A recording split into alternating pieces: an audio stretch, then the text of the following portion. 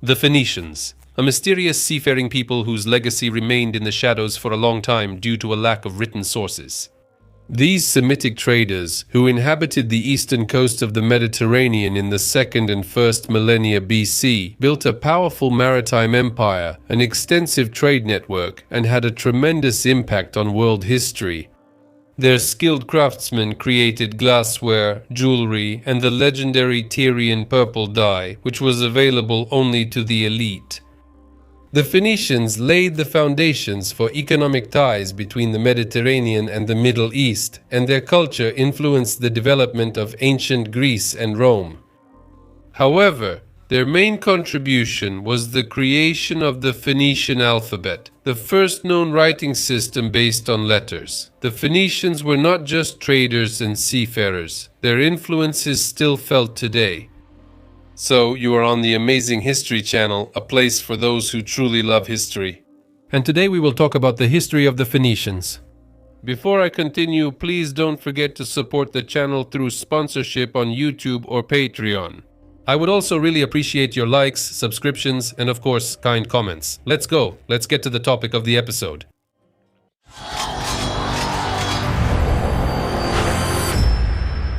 The Phoenicians were descendants of the Canaanites, a Semitic people who inhabited the southern coast of the Levant in the 2nd millennium BC.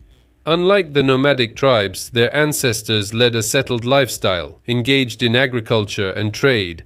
The territories of modern Lebanon and Syria became the center of their culture, and the connection with the Canaanites is supported by both archaeological findings and genetic research. However, the origin of the Phoenicians was not clear-cut even for the ancients.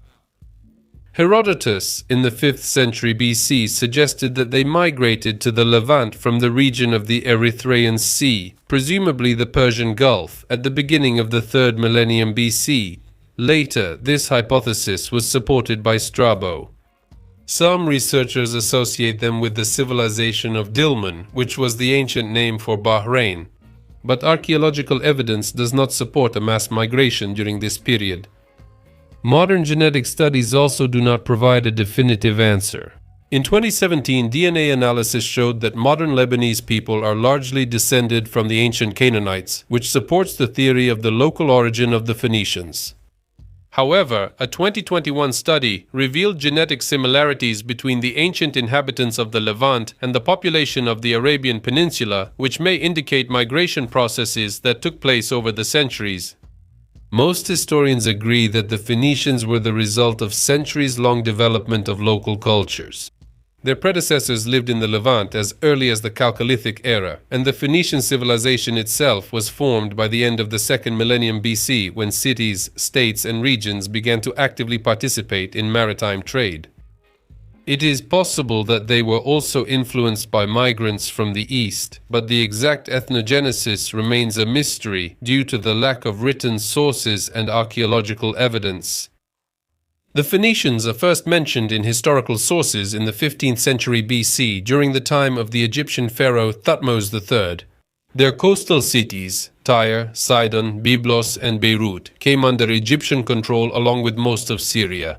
The Egyptians valued this region for two key reasons. It provided trade connections with Mesopotamia and other inland regions of the Middle East, and it was also an important source of timber, especially cedar, which was extremely rare in the Nile Valley but vitally important for building ships and temples. Despite Egyptian domination, the Phoenician cities retained significant autonomy. They continued to trade actively, strengthen their political structures, and compete with each other. This is evidenced by the Amarna letters, an archive of diplomatic correspondence between the Egyptian pharaohs and the rulers of the Levant. In one of the letters, the king of Byblos complained to Pharaoh Akhenaten that the ruler of Beirut had seized his trading ships, indicating a fierce struggle for resources and influence. The Egyptian protectorate also brought benefits to the Phoenicians. They benefited from a stable market. Their ships brought goods from distant lands, and the demand for timber remained high. By this time, the Phoenicians had already become the best shipbuilders in the Mediterranean. They were developing sturdy vessels with a keel. The technique of fastening planks with mortise and tenon joints, which provided hull strength and remained the standard even in the Roman era. In addition, they used special sails that allowed them to maneuver against the wind, which significantly increased the speed and efficiency of sailing. It was this maritime skill that would later help the Phoenicians create the greatest trading empire of the ancient world. Around 1200 BC, the Late Bronze Age collapse occurred. It was an era of massive social upheaval, during which many great civilizations of the Mediterranean and the Near East collapsed. The Hittite Empire disappeared, Ugarit fell, Assyria and Egypt were weakened, and Mycenaean Greece descended into chaos. The exact causes of this crisis remain a subject of debate. Among the possible factors, scholars mention climate change, droughts, epidemics, internal uprisings, and the invasion of mysterious sea peoples. By the way, there is a separate video about this on our channel. But while this crisis became a catastrophe for many peoples, for the Phoenicians, it became an opportunity. The weakening of major powers gave them autonomy and allowed them to take the place left vacant in the region's political and economic landscape. Unlike their neighbors, the Phoenician cities avoided destruction. Perhaps they were saved by their coastal location or diplomatic flexibility. They either negotiated with the incoming peoples or managed to fend off threats. One way or another, it was during this period that their rapid rise began. The Phoenicians quickly took advantage of the vacuum that formed after the collapse of the great powers and turned their seafaring skills into a powerful economic force. They began to establish trading ports, warehouses, and markets, forming the first international trade network in history. Between 1200 and 1800 BC, the leading role among the Phoenician cities was played by Byblos and Sidon. However, over time, Tyre became the dominant center, especially in the field of colonization. Unlike the future Greek city-states, Phoenician settlements rarely exceeded 1,000 inhabitants and did not seek to subjugate the surrounding territories. However, they effectively fulfilled their main function, supporting the trading operations of the metropolis, connecting the eastern and western parts of the Mediterranean. The most famous Phoenician colony was Carthage, founded by settlers from Tyre in 814 BC. Later, it became one of the most powerful states of antiquity, subjugating many other Phoenician settlements in the western Mediterranean and becoming a rival to Rome.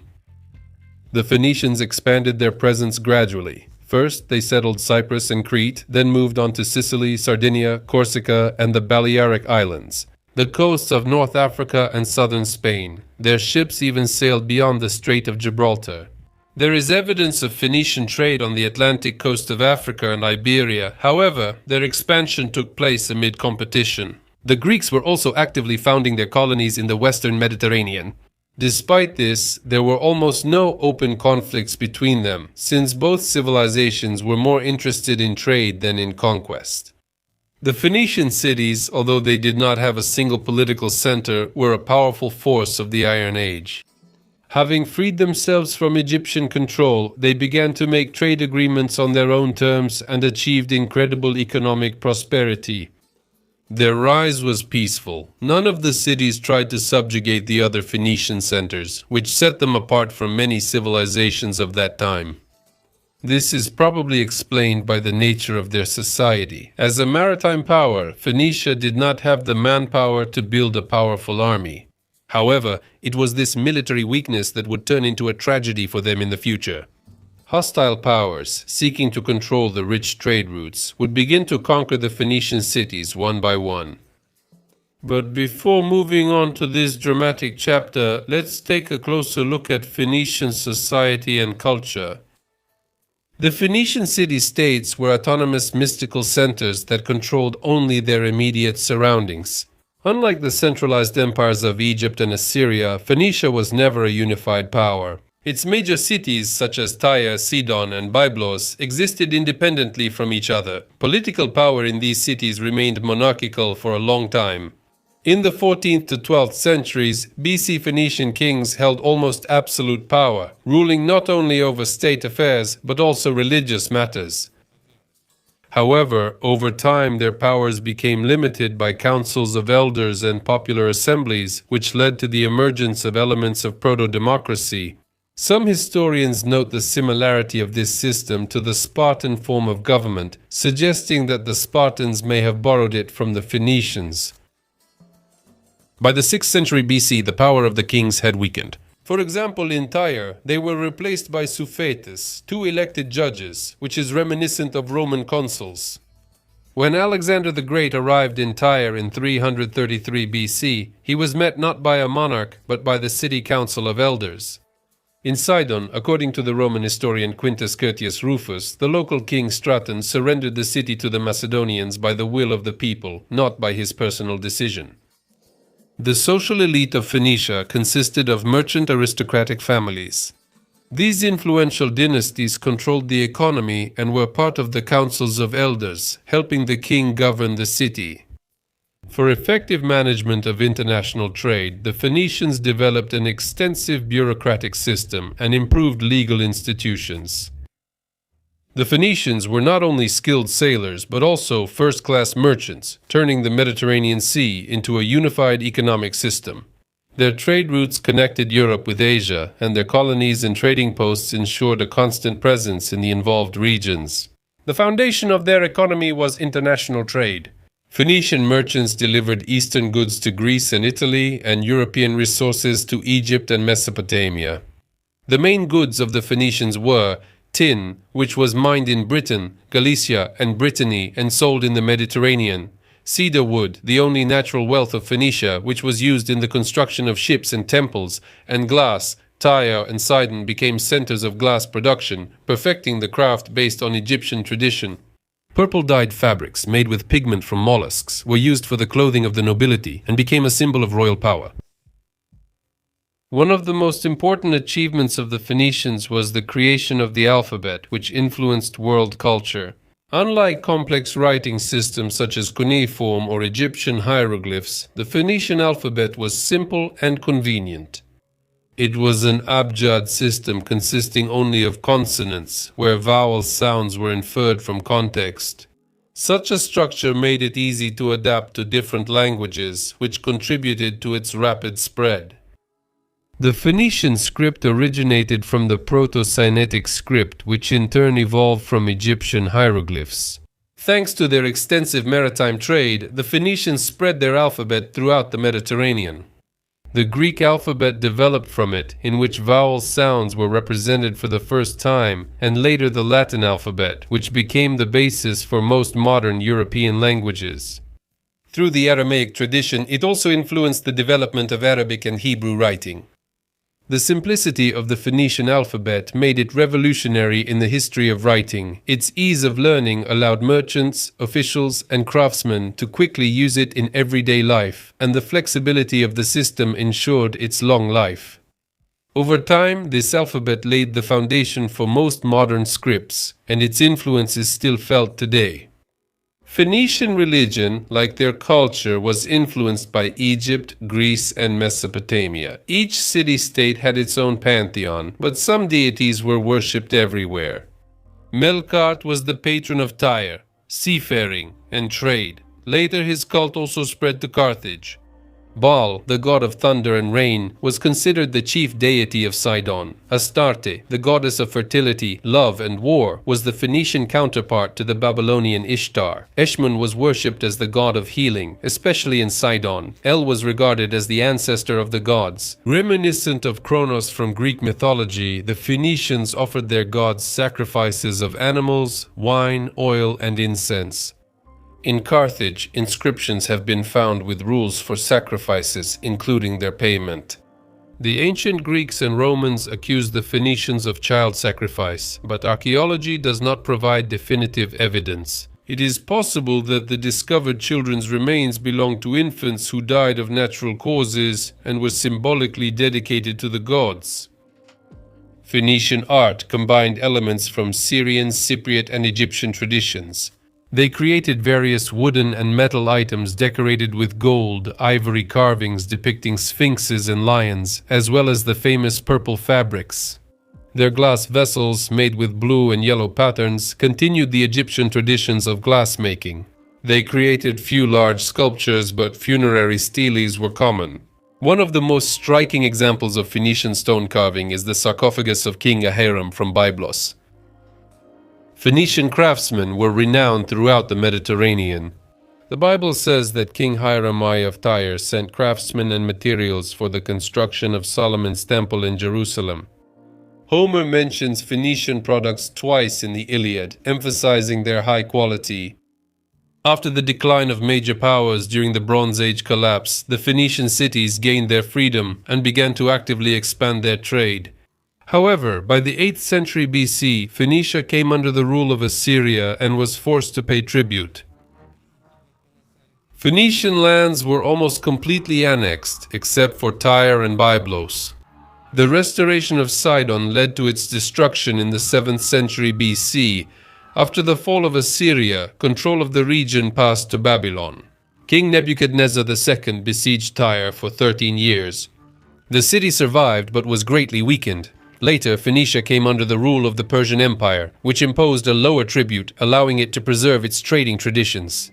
The Phoenicians became shipbuilders for the Persian fleet and took part in wars against the Greeks. However, many preferred to move to Carthage, where there was no Persian rule. In 332 BC, Alexander the Great besieged Tyre. The city, located on an island, resisted for 7 months, but the Macedonians built a causeway and captured it. The population was either killed or sold into slavery. The remaining Phoenician cities surrendered without a fight. After that, Phoenicia finally lost its independence. First, it became part of the Hellenistic states, and then the Roman Empire. In 64 BC, the general Pompey the Great incorporated it into the province of Syria, putting an end to its independence.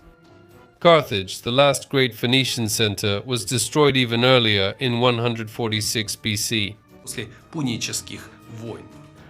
The legacy of the Phoenicians continued to live on in the culture, trade, and languages of the peoples of the Mediterranean. На этом у меня все. Спасибо за просмотр и увидимся в следующем выпуске. Пока.